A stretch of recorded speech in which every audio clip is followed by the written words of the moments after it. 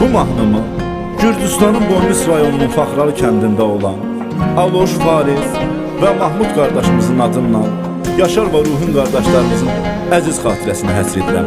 Yaşar və Ruhun qardaşlarımızın əziz xatirəsinə həsr edirəm. Unutmayacaq səni yaddaşımız, adın gələndə axır göz yaşımız. Sən sağlığında bulacına yaşadın, rəhmət sənə can yaşar qardaşımız. Fələk alıbdı cavan yaşda səni, axtarır dost ilə qardaş da səni. Yaşadın qeyrət ilə öz ömrünü, öyrənmişik ki görək başda səni, görək başda səni. Sağlayıb onlara hörmət deyirik, məkanları ola cənnət deyirik. O iki qardaş ehtiramlı idi, onların ruhuna rəhmət deyirik.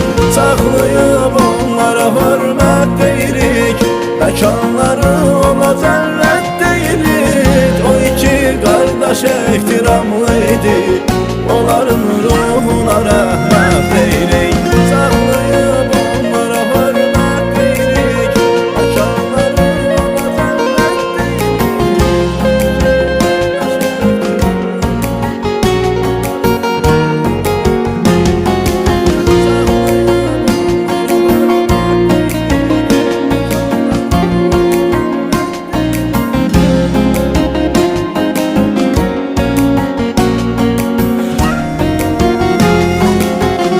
Unutmadı ruhini həm yaşarı, İki qardaş qazandı ehtibarı. Gürcüstanın Boynuz rayonunda olar Mığır kəndin iftixarı. Yaşarın yeri ürəkdə başqa olub, çünki məzlumlara padişqa olub. Kimi ondansa əgər əziyyətini, o adam itirər şəxsiyyətini, itirər şəxsiyyətini. Sağlayıb onlara hörmət deyirik, məkanları ola cənnət deyirik. O iki qardaş ehtiramlı idi, onların ruhuna rəhmət deyirik.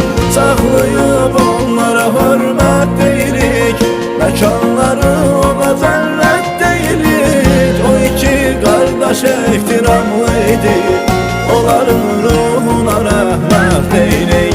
Sağlayıb onlara hörmət deyirik, məkanları ola cənnət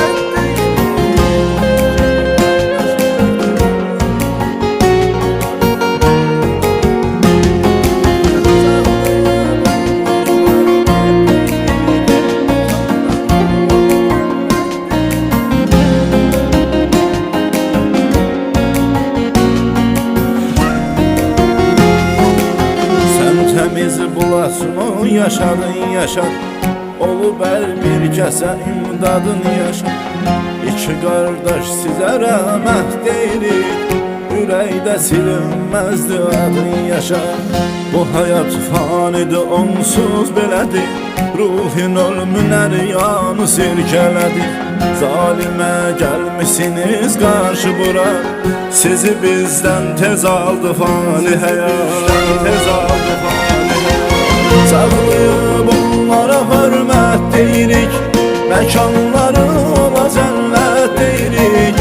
O iki qardaş ehtiramlı idi, onların ruhuna rəhmət deyirik. Sağlayıb